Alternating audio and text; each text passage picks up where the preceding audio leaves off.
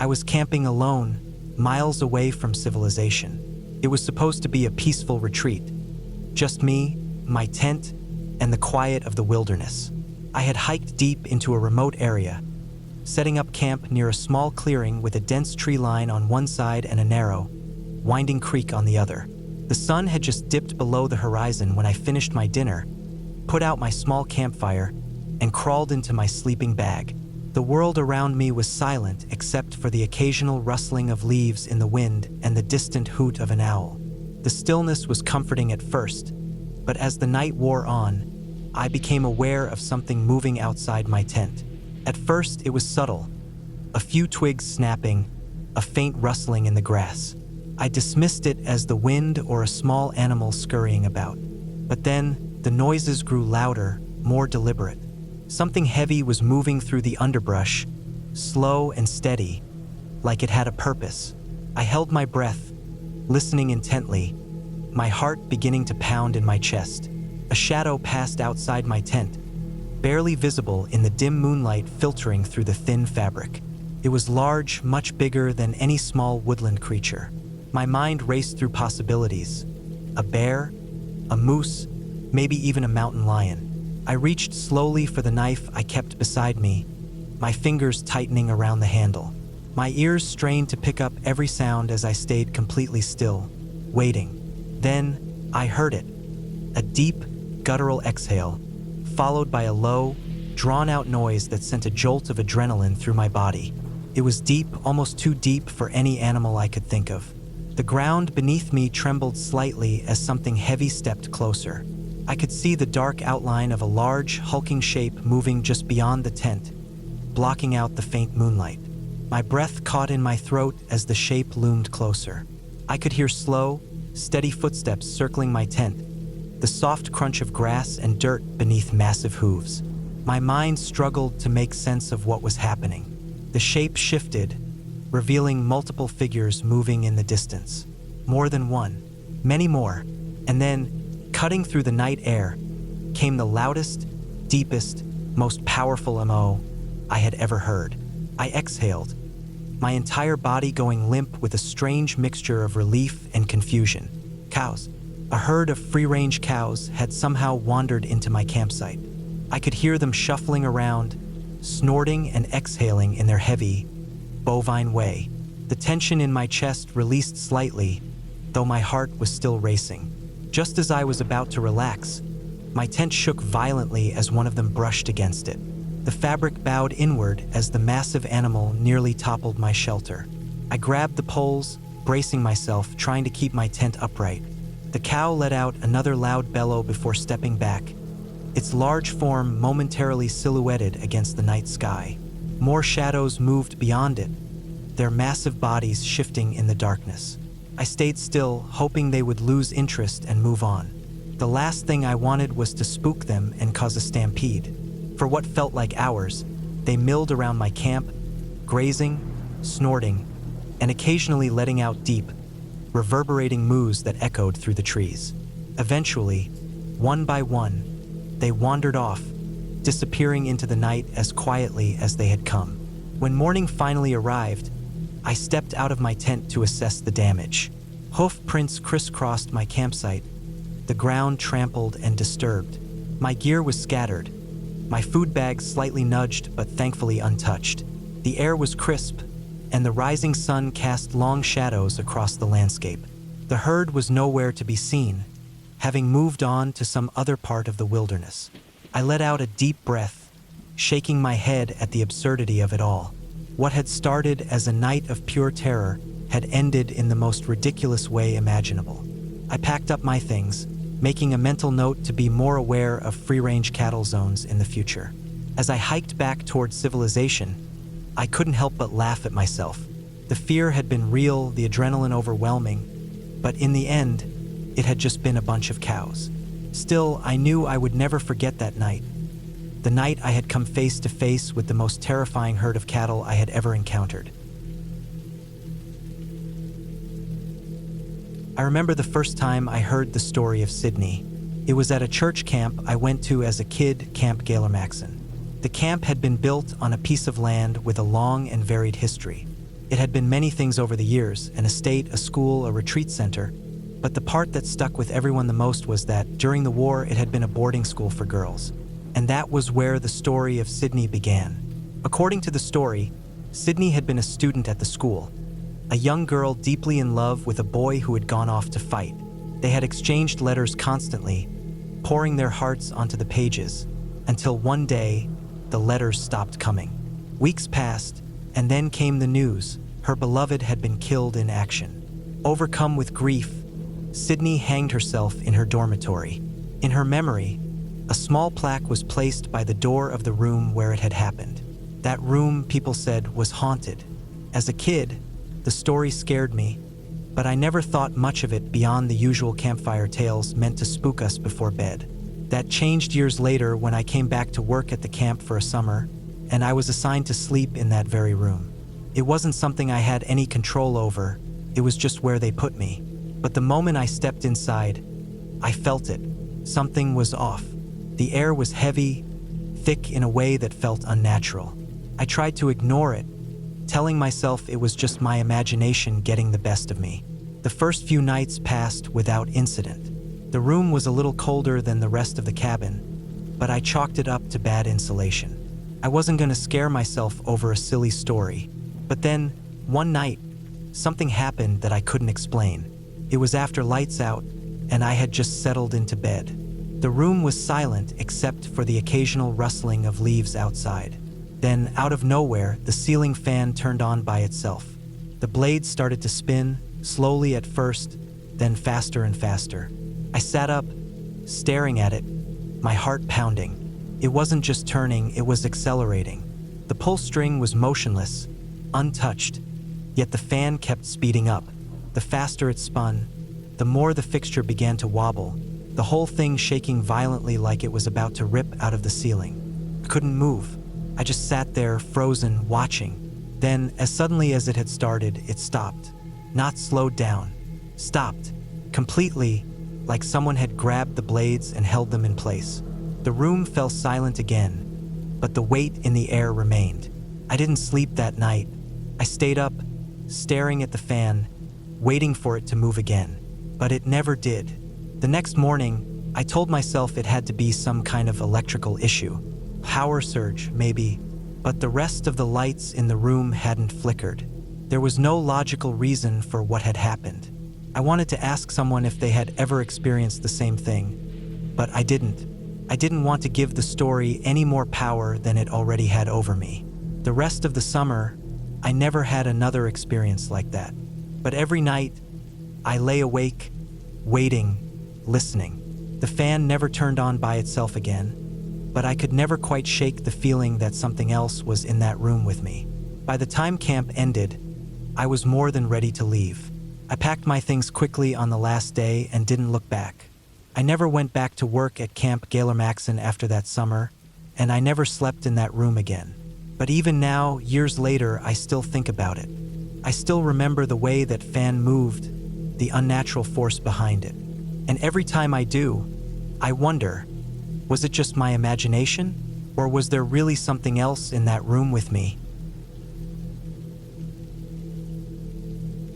Camping trips are supposed to be a break from the real world, a time to unwind, breathe in fresh air, and escape from the stresses of everyday life.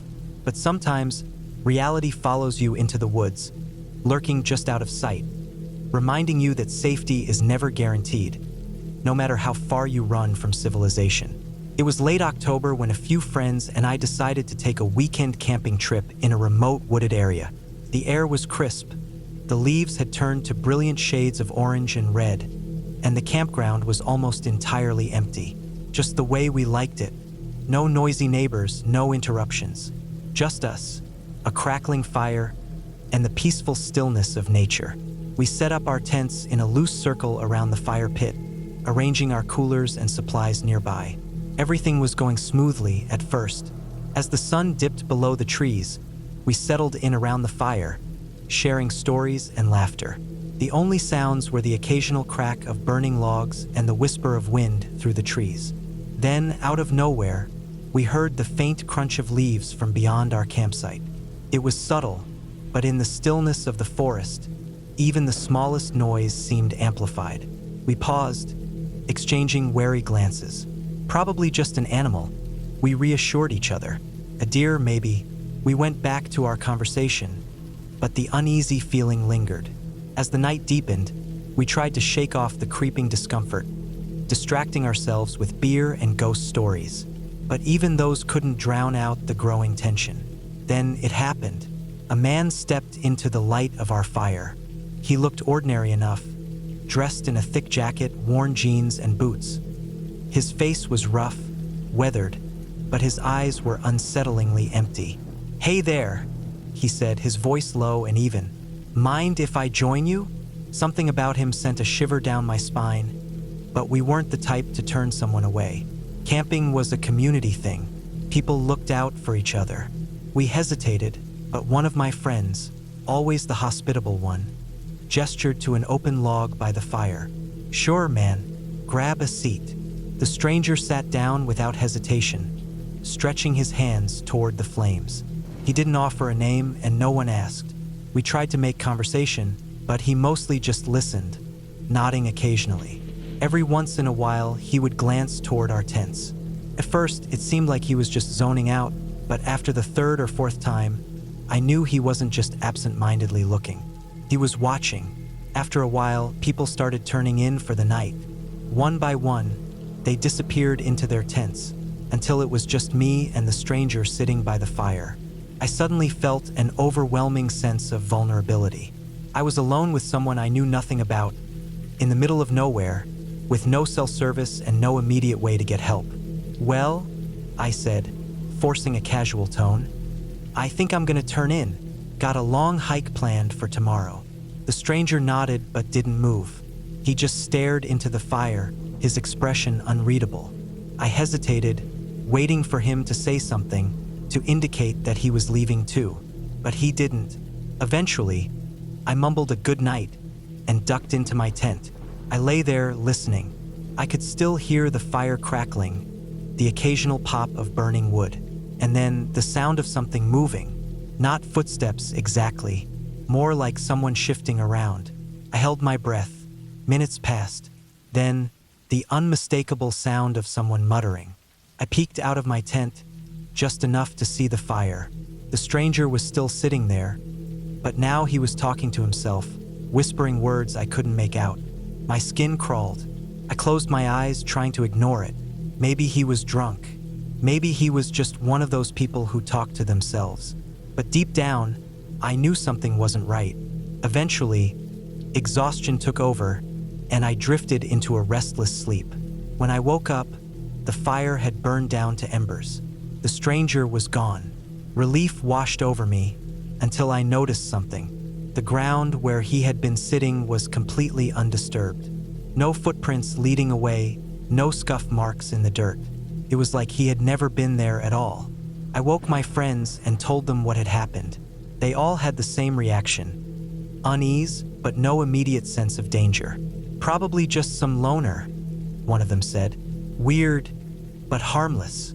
We tried to brush it off, but the feeling of being watched never left us. Every snap of a twig, every rustle of leaves made my heart hammer.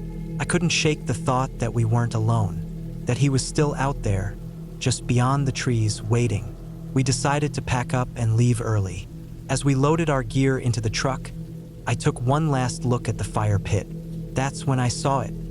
Something half buried in the ashes. A small bough, the kind a child might wear around their neck. I didn't pick it up. I didn't say a word to the others.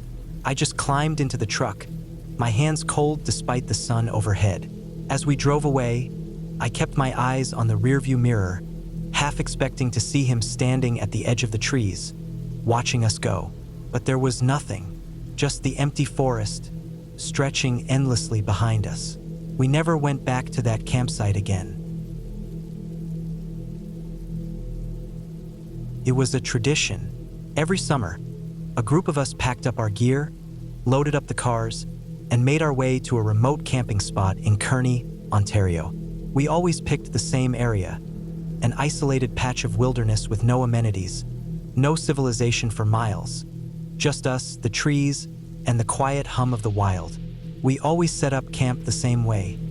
Tents arranged in a circle, fire pit in the center. It gave us a sense of security, a small community in the middle of nowhere. We'd spend the nights drinking, passing around joints, and sometimes tripping on shrooms, watching the fire crackle as we told stories and laughed at the absurdity of life. It was our way of disconnecting from the world, embracing the raw beauty of nature, and just existing. The first night started like any other. We were deep into our drinks, laughter echoing through the trees, when a stranger walked into our circle. He was tall, wiry, dressed in worn-out hiking gear. He introduced himself, I can't remember the name he gave, and told us he was in the military, taking some time off to camp. He asked if he could join our fire, said he hadn't bought any firewood and didn't want to sit in the dark. We were friendly, loose from the alcohol and the high, so we let him sit with us. He even chipped in for some firewood. He seemed normal enough at first, just another guy out enjoying nature. But there was something off about him. Maybe it was the way he sat just outside the glow of the fire, watching us more than he joined in on the conversation. Maybe it was the way his eyes flicked from person to person like he was sizing us up. Or maybe it was just the drugs making me paranoid. One by one, my friends peeled off to their tents. I was one of the last to go, leaving the stranger still sitting there, staring into the flames.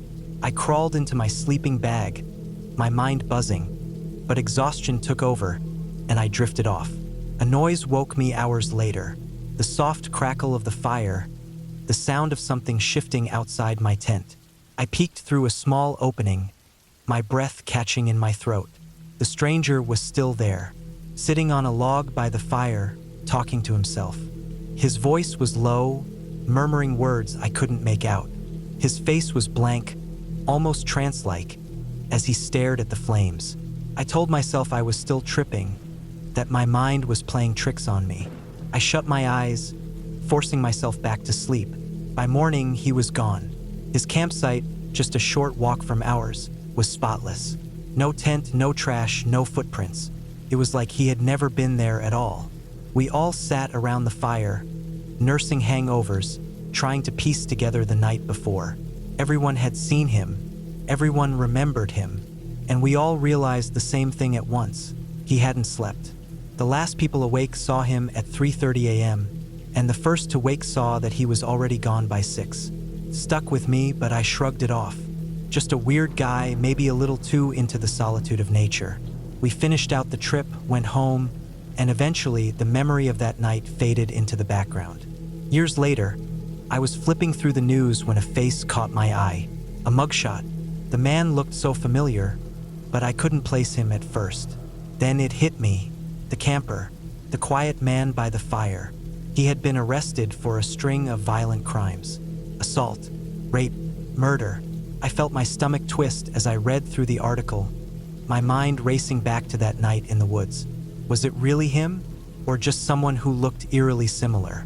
There was no way to be sure. We hadn't taken any pictures, hadn't documented the trip beyond our own memories. But something in me knew.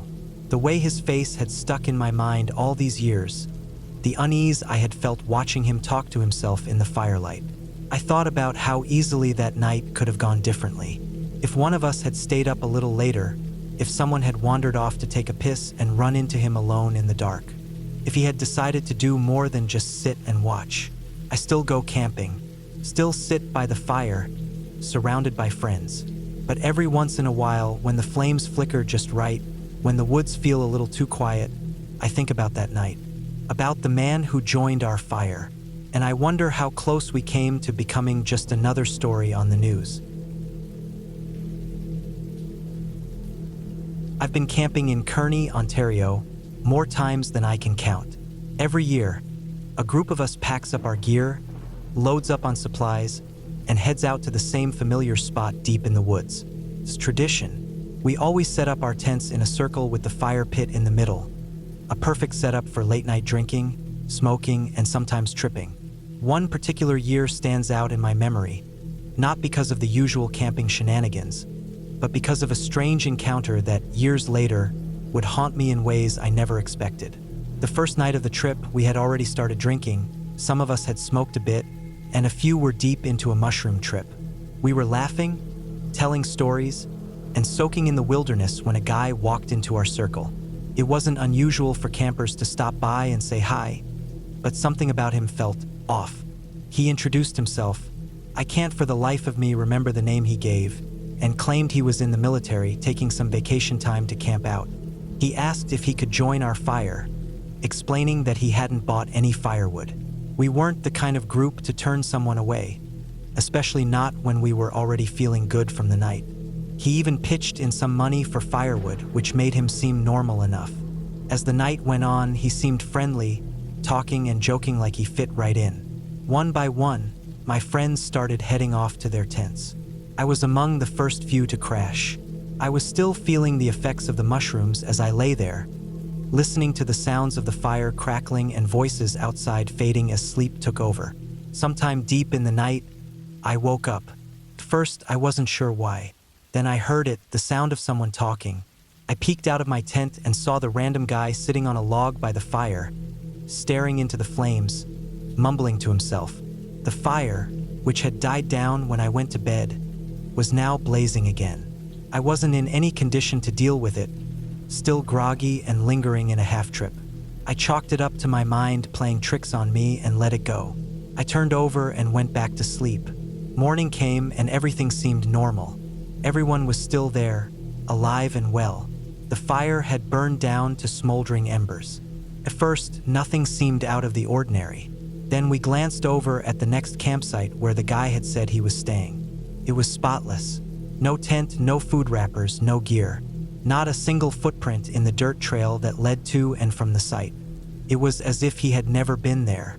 We started talking about him, going over what we had seen. The last couple of people to go to bed swore they had still been up with him past 3:30 a.m. The first person in our group to wake up got up around 6 a.m. and noticed he was gone. That meant he had disappeared sometime in that short window. We tried to reason it out. Maybe he was just an early riser, packed light and cleaned up well. Maybe he didn't want to say goodbye, thinking it would be awkward. We laughed it off, shook off the weird feeling, and enjoyed the rest of our trip. Years passed and I forgot all about him. Then one night I was watching the news. A mugshot flashed onto the screen. I froze. The face staring back at me looked exactly like the guy who had joined our fire that night in the woods. The reporter listed his crimes: rape, murder, multiple victims. I sat there, staring, my mind racing. Could it really be the same guy? We never took any pictures of him. We had no way of proving it.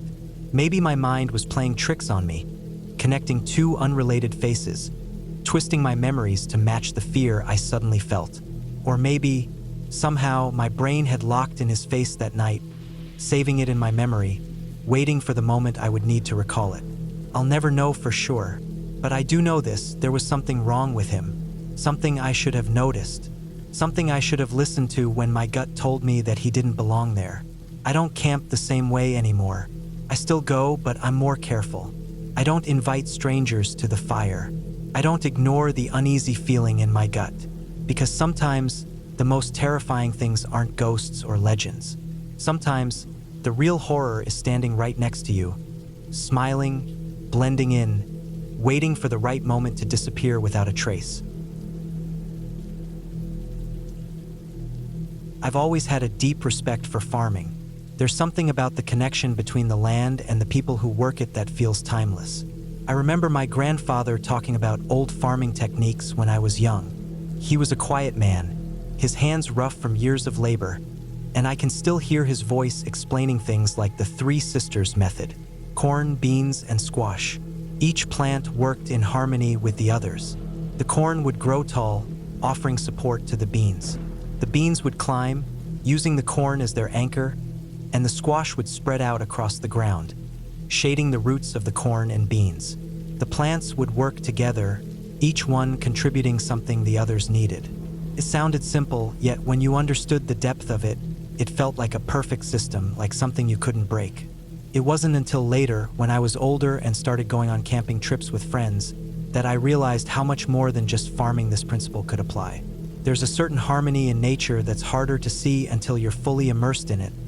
and even harder to understand when things go wrong. It was the fall of my last year in college when I found myself on a weekend camping trip with a few friends. We had been hiking through a dense patch of forest in the mountains, with the intention of reaching a secluded spot near a river where we could camp. It was one of those places that people didn't visit often. Secluded and quiet, hidden deep in the woods. The kind of place where, if you weren't paying attention, you could easily lose your way. We set up camp near a small clearing, the sunlight filtering through the trees and casting dappled shadows on the forest floor. There was a feeling in the air that made everything feel grounded, almost like the earth was welcoming us. We built a fire, got our tents set up, and began preparing for a quiet evening under the stars. Everything felt perfect. The air was crisp, the smell of pine was thick, and the sound of the river running nearby added to the peace of the place. But there was something in the back of my mind, something I couldn't shake. Maybe it was the way the trees seemed to close in around us, the way the light flickered through the branches in a way that didn't feel right.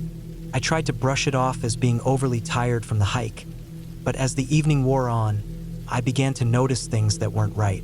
The fire crackled, and we passed around food, laughing and telling stories. But when I stepped away from the circle for a moment to grab more firewood, I noticed something strange.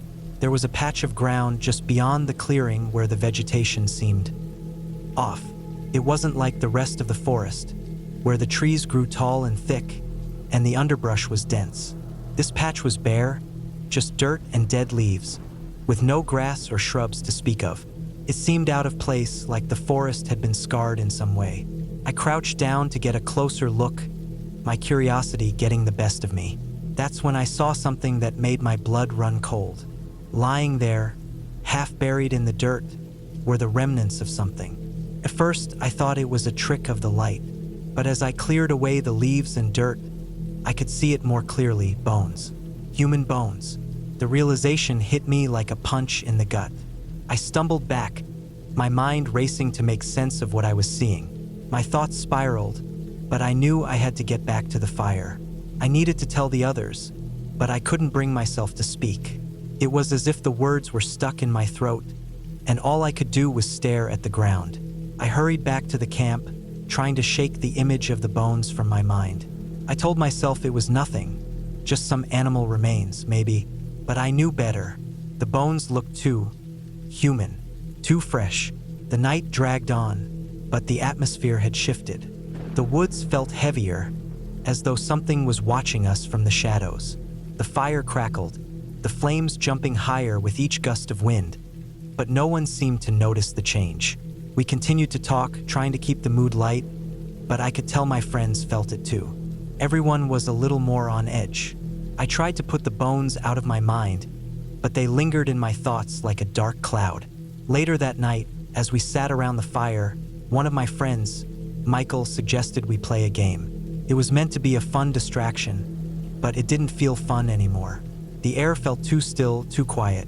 It was the kind of quiet that made every sound seem too loud, like the forest was holding its breath.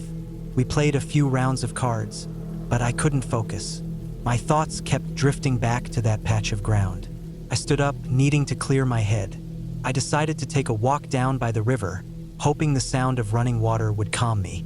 But as I walked deeper into the forest, something strange started to happen. It was as if the trees themselves were shifting, closing in on me. The familiar path I had taken earlier seemed to have disappeared, replaced by dense undergrowth and twisting branches. I kept walking, trying to retrace my steps, but the farther I went, the more lost I became. The trees towered over me, and the air felt colder.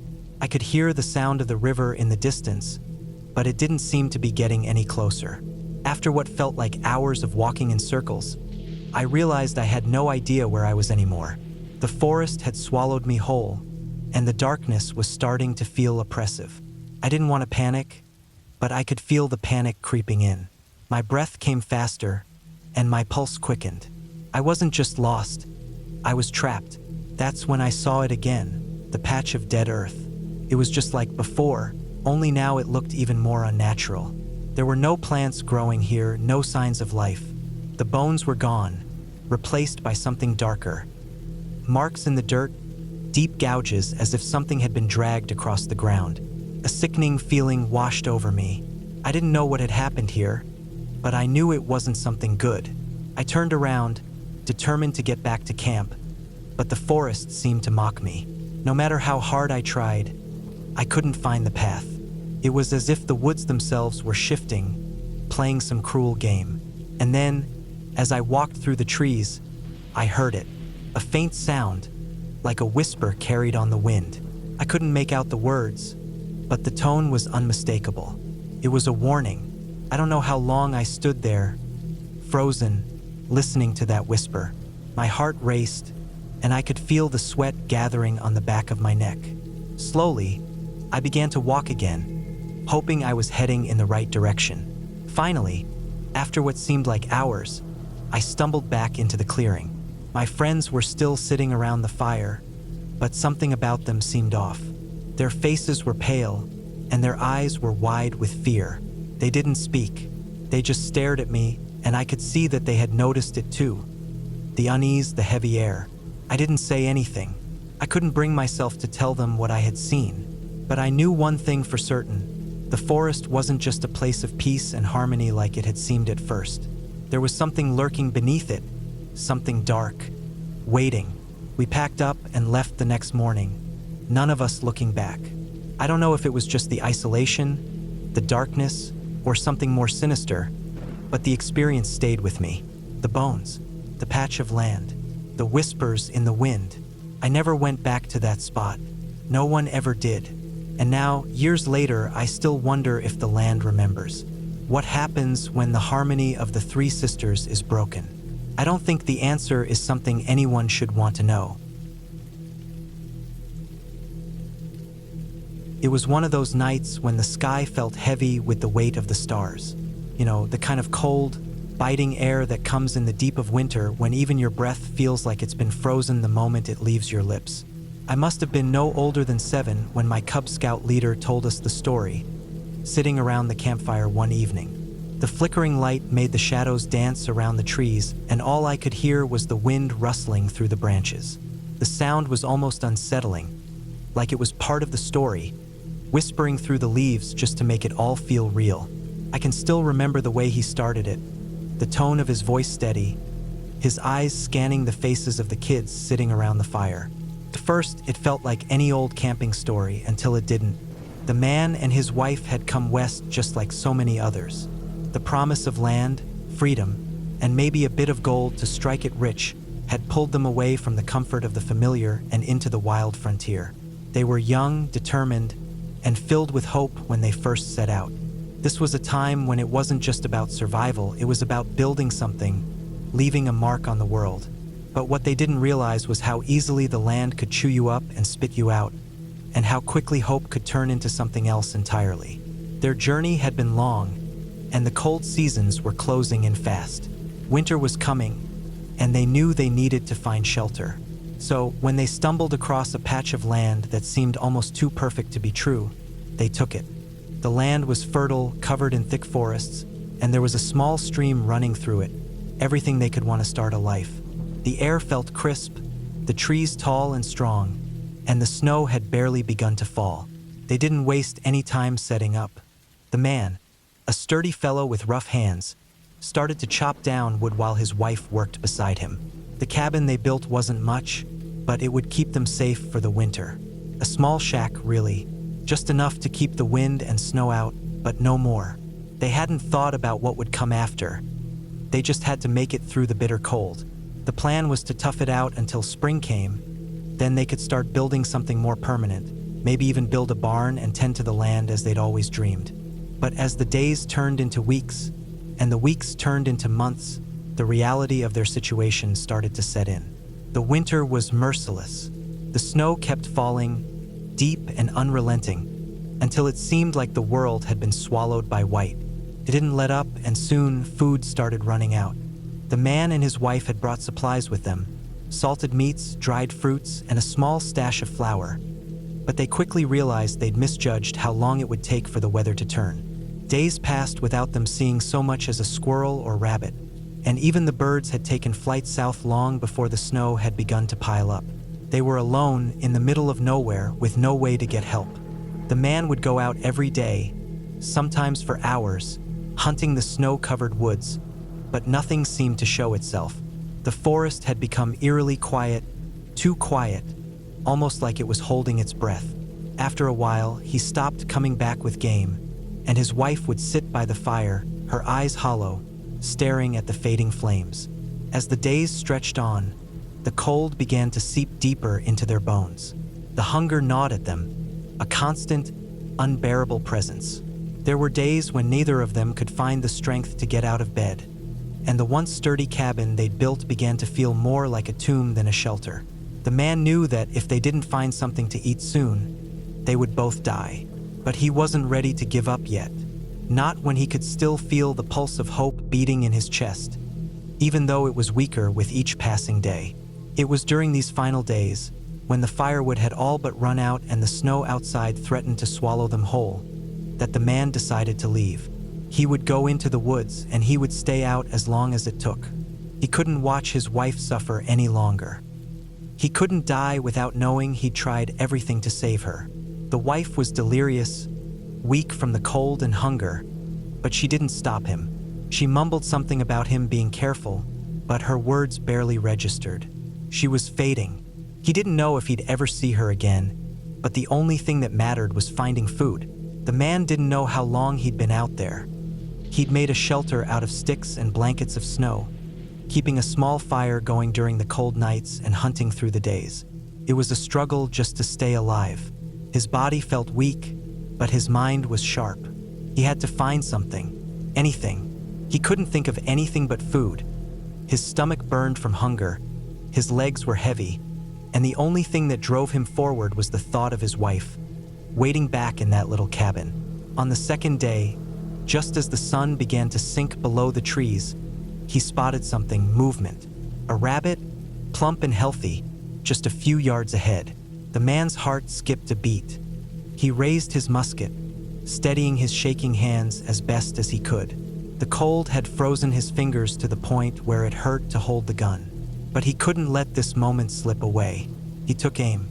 Bang. The sound echoed through the woods, and the rabbit dropped, lifeless. The man's breath came in ragged gasps, but he didn't wait. He jumped to his feet, grabbed the rabbit, and stumbled back toward the shack. The pain in his limbs, the weakness in his body, it all melted away. His hunger had turned to something else now, urgency. He was going home. He was going to save her. But when he arrived back at the cabin, something felt wrong. There was an odd stillness in the air. His heart began to race, and a cold chill washed over him, even colder than the biting winds of winter. He hesitated at the door. Something wasn't right. He pushed the door open slowly, expecting to see his wife lying still in her bed, maybe frozen from the cold, maybe even dead. But that wasn't what he found. His wife was still there, but she wasn't the woman he remembered. Her eyes were wide, unfocused, and there was something primal in her gaze. She was hunched over on the floor, her face gaunt and covered in blood. The horror of it all hit him like a brick. She wasn't herself anymore. She had done things to herself, things he couldn't comprehend. The woman, if it could even be called that, had eaten parts of her own body. Her hands were little more than bone, gnawed down to the bare, exposed skeleton. There were no lips, just raw, bloody flesh stretched tight across her skull. Her face was twisted, her teeth exposed in an unholy grin, and her body shook with some kind of feverish energy. She was still alive, but she wasn't human anymore. The man stood frozen in place, the rabbit still clutched in his hands. His legs couldn't move, his heart pounded, and his mind was flooded with terror. He couldn't make sense of what was happening.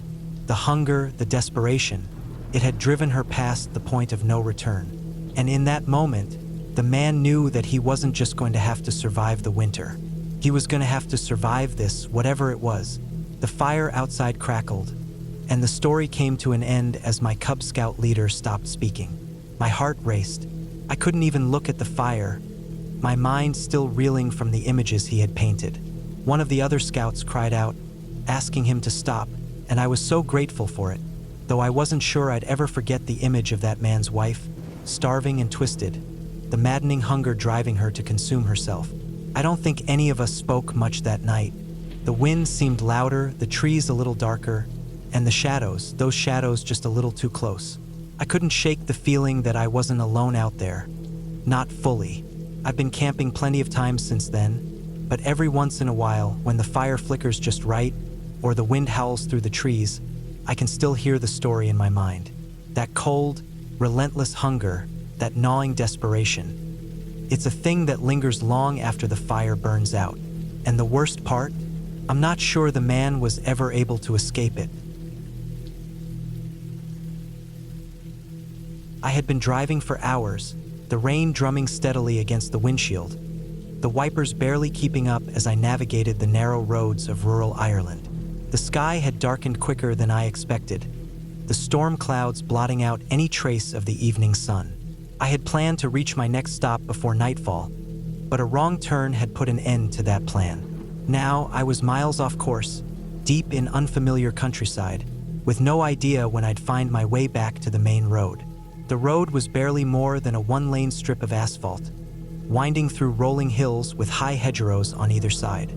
There was no room to turn around, so I pressed on, squinting through the downpour, hoping for a driveway, a crossroads, anything that would give me a chance to correct my route. Then, without warning, the engine sputtered, the headlights dimmed, the dashboard lights flickered, and the car gave one last feeble cough before everything went dark. I turned the key again. Nothing, not even a click. The rain poured harder, as if mocking my situation. I sat there for a moment, gripping the wheel. Water had to be the culprit, probably shorted something. But there was no help coming, not out here. No streetlights, no houses, no sign of life. Just endless rain and the claustrophobic press of hedgerows on either side of the road. With a sigh, I grabbed my raincoat from the passenger seat, pulling it on before stepping out into the downpour. Within seconds, my jeans were soaked through, water streaming down the back of my neck. The road stretched ahead, disappearing into darkness. I started walking. The wind howled through the hedges, the branches swaying violently. The only sound was the rain slapping against my hood, the squelch of my boots on the soaked pavement. I checked my phone, no signal. Typical. After what felt like an hour of walking, a faint noise reached my ears. A low hum, a mechanical murmur, just barely audible over the storm. I turned to see two small, dim headlights approaching slowly in the distance, their glow barely cutting through the rain. Relief flooded through me. Finally, someone who could give me a lift, or at least point me towards civilization. I stepped off to the side, waiting for the car to reach me. As it drew closer, something seemed off. The headlights barely illuminated the road, and the car itself crept forward at a snail's pace. When it was nearly level with me, I moved toward it, reaching for the handle. The door opened easily, and I jumped in, shaking off the rain. "Jesus, thanks for stopping, mate, you've got no." My words died in my throat. The driver's seat was empty, so was the passenger seat. My breath caught, my stomach twisting into a knot of fear. The engine rumbled softly, the windshield wipers swaying, but there was no one inside. My hands trembled as I turned to look out the back window, expecting, what? A prank? A hidden driver? Nothing. The car moved forward, rolling slowly down the road, the rain hammering against the roof. My pulse pounded in my ears. The steering wheel didn't turn, yet the car stayed centered in the lane. My skin crawled as my mind scrambled for an explanation. Then the village lights came into view. The car rolled into the main street, creeping past shuttered buildings and the occasional warmly lit window. A pub stood at the corner, a beacon of comfort against the storm. Without hesitation, I grabbed the door handle, flung it open, and leapt out, nearly tripping over my own feet as I bolted toward the entrance. Inside, the warmth hit me like a wave. The scent of ale, with smoke, and damp wool filled the air. A few patrons turned to glance at me, their expressions ranging from curiosity to mild amusement. I shook off my coat, breathing heavily, trying to calm my racing heart. I ordered a beer, gripping the glass with both hands as I stared at the wood grain of the bar, trying to make sense of what had just happened. The car, the empty seats, the slow, deliberate motion down the road. No driver, no explanation. The door swung open behind me, and I barely looked up until I heard the heavy boots stomp across the floor, water dripping onto the wooden planks. Two men, drenched from head to toe. They stomped up to the bar, and one of them, a broad-shouldered man with a thick accent, jabbed a finger in my direction. "That's him, Patty," he said, shaking his head. "That's the bastard I saw jump out of the car we were pushing." I blinked, opened my mouth, shut it again. My brain tried to process the words, but all I could do was stare at them as the realization settled in. The car hadn't been moving on its own. It had been rolling forward under the strength of these two men, unseen in the darkness, pushing it along the road. The tension in my chest unraveled all at once, replaced by an overwhelming sense of relief and humiliation. The entire pub erupted into laughter as my face turned red. I buried it in my hands, shaking my head at my own stupidity. They bought me a pint after that, and we shared a good laugh. But for those few minutes alone in that car, in the middle of that storm, I had never felt fear like that in my life. I worked as a camp counselor for a few summers, and during those nights around the fire, I had one story I told every year. It wasn't the scariest story, not on its own, but the way I ended it left kids pale and wide-eyed as they shuffled back to their tents, glancing over their shoulders. The story was simple. A ghost, known only as the Tooth Man, haunted the woods surrounding the camp. He wasn't interested in stealing your soul or dragging you into the dark. No, his price was smaller, but in a way more terrifying. The Tooth Man would come to you in the middle of the night, and you'd wake up to find him standing beside your bed. He wouldn't speak, wouldn't whisper, wouldn't groan.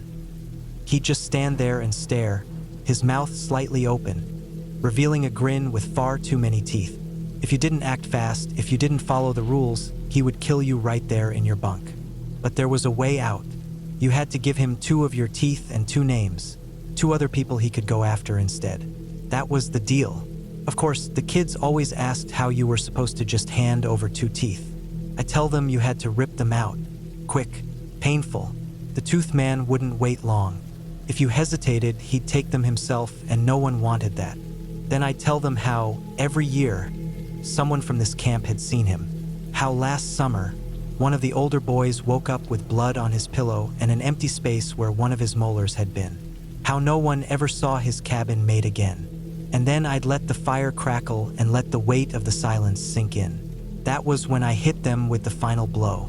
Once their nerves were stretched thin and they were already picturing a pale figure standing at the foot of their beds, I'd shift slightly in my seat and act like I was hesitating. Then I'd sigh and say, "You know what's weird though? About a year after I first heard this story, 2 of my adult teeth just never came in." I'd pause, let them start to process that. Then I'd reach up, subtly, and pop my retainer out. A retainer I'd had since my baby teeth fell out and the new ones never grew in, leaving 2 dark, empty spaces where my teeth should have been. I'd smile, wide, my missing teeth obvious in the firelight. The reaction was always the same. Wide eyes, nervous laughter that quickly died. Kids scooting just a little bit further back as if I might not be joking after all. They knew it was just a story. Didn't stop them from watching their backs all the way to their tents. The next morning, they always looked tired, dark circles under their eyes. Some kids swore they heard something moving outside their tents, twigs snapping, footsteps in the dirt. Some said they woke up convinced there was someone in the tent with them. Others claimed their teeth felt loose, and maybe that was just in their heads. Maybe it was just the power of a good campfire story. But there was always 1 or 2 kids every year who, as they packed up to go home, would glance at me nervously, like they weren't entirely sure if I was just a counselor telling stories or something else entirely. Like maybe, just maybe, they should keep an eye on their teeth, just in case. I remember the first time I heard the story. I was at camp, sitting by the fire with the other kids, watching the flames dance and pop in the night air. The counselor leading the group was an older guy, maybe in his late 40s or early 50s. His hands were rough, the kind that had seen real labor. He had this way of holding your attention, his voice deep but calm, each word measured. It was the kind of voice that made you lean in just a little closer. He started with the body. A man, found in the woods, large, heavy-set, quickly killed. Nothing too unusual about the scene except for one detail. His left hand was missing 3 fingers. The pointer, ring, and pinky. No sign of them anywhere. The police searched, checked for animals, scoured the area, but the fingers were gone. Then came the second body a few weeks later. Another man, smaller than the first, same missing fingers, same clean and efficient killing. No struggle, no apparent cause, just a corpse missing parts of its left hand. The pattern continued. Each victim was slightly smaller than the last. Each time, the left hand was mutilated in the same way. And no matter how hard they looked, the police couldn't find a single lead. No witnesses, no footprints, nothing. It was like the killer walked out of the woods, took what they wanted, and disappeared. The first woman was found next. Her body lay among the trees, pale and still, just like the others. Same fingers missing, same mystery. Then came the children. It wasn't sudden. It was gradual. The victims got younger, smaller, like some terrible pattern that no one understood. A teenage boy's body was found, but this time something was different. He was only missing 2 fingers, the ring and pinky. And for the first time, the police found something. A fingerprint. It was partial, smeared, but it was something. They ran it through their databases, searching, checking records. And then they found a match. It belonged to a prior victim, a man who had been killed weeks earlier. The counselor's voice slowed when he got to this part, his tone lower. I remember the fire crackling, a stick breaking in the woods, the quiet shifting of kids on their logs and camp chairs. He continued the story. The police didn't know what to make of it. A dead man's fingerprint found at a fresh crime scene? There was no reason for it to be there. The more they looked into it, the less sense it made. The prints weren't old, either. They were fresh, like someone had just left them. And then he told us what the police finally figured out. The killer wasn't just taking fingers. He was replacing his own. They speculated that something had happened to his hand, something that left him with missing digits. Maybe an accident, maybe something worse. But whatever it was, he needed new ones. And for some reason, they had to be from the left hand. The story had its moment then. The kids were silent, staring at him. And that's when he took off his glove. His left hand was scarred. The pinky and ring finger were missing, and the pointer finger was barely there, twisted and knotted with scar tissue, like it had been saved but not well. Then he lunged at us. The kids screamed, scattering, stumbling back, their faces frozen in shock and fear. I remember the way my chest tightened, the sudden rush of panic, the firelight flickering in the dark. Then he laughed, a deep, full laugh, like he'd been waiting all year for this. We sat there, stunned, realizing slowly that it was just part of the story, just a trick, just a scare. When he caught his breath, he told us the real part. He had lost his fingers in a work accident. The doctors had barely saved his pointer. The rest were gone. He'd been telling the story for years, always at camp, always in the same way. The relief was almost worse than the fear. It left me shaken, hollow. Even knowing it was a joke, the feeling didn't fade. Because the truth was, they never caught the person responsible.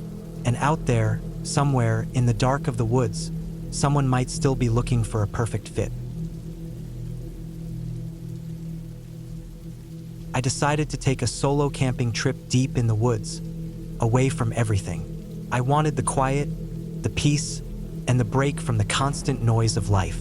I found a remote spot near a small, slow-moving river, miles from the nearest road.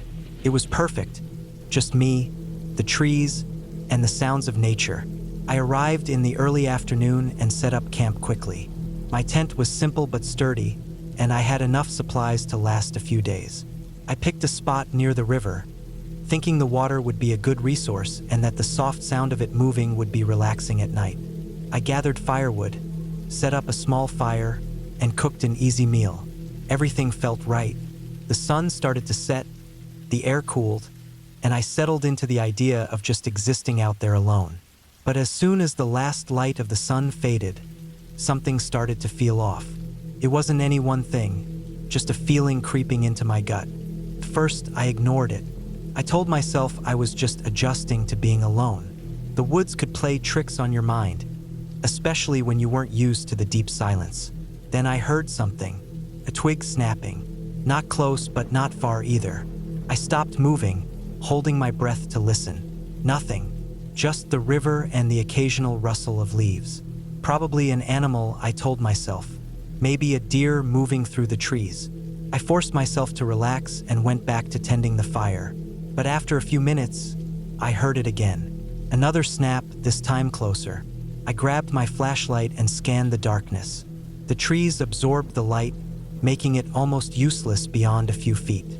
I didn't see anything, but I felt something. That gut feeling again, the one that told me I wasn't alone. I told myself I was being paranoid. I kept the fire going, ate a little more, and eventually crawled into my tent.